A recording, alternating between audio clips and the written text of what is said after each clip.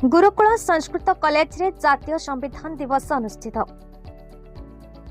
मंगलपार Gurukul Sanskrit college ठारे जातीय संविधान दिवस पालित हो जाइछे। एथिरे मुख्य अतिथि भावे समाजसेवी तथा संपादक स्वेच्छासेवी संगठन संस्कार कुआरमुंडार डॉक्टर अमूल्य कुमार जेना मुख्य अतिथि भावे जोगदे सभा को उद्घाटन करथिले। कॉलेज अध्यक्ष डॉक्टर उमाकांत पंडा सभापतित्व सभा अनुष्ठित होइतला।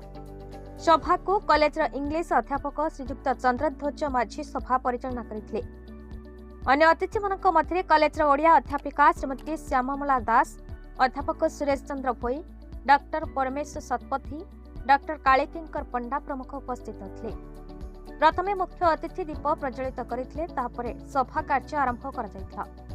समस्त अतिथि मुख्य अतिथि संविधान दिवस पर वक्तव्य प्रदान करथिले। पूर्व समस्त छात्र छात्री मानक द्वारा होइथिबा विभिन्न प्रतियोगी मानकु मुख्य अतिथि पुरस्कार सह मानपत्र प्रदान करथिले। परिशेष अध्यापिका श्याममल दास समस्त को धन्यवाद दे सभा भंग करथिले। कमलेश प्रसाद मिश्रंक रिपोर्ट, भारत न्यूज।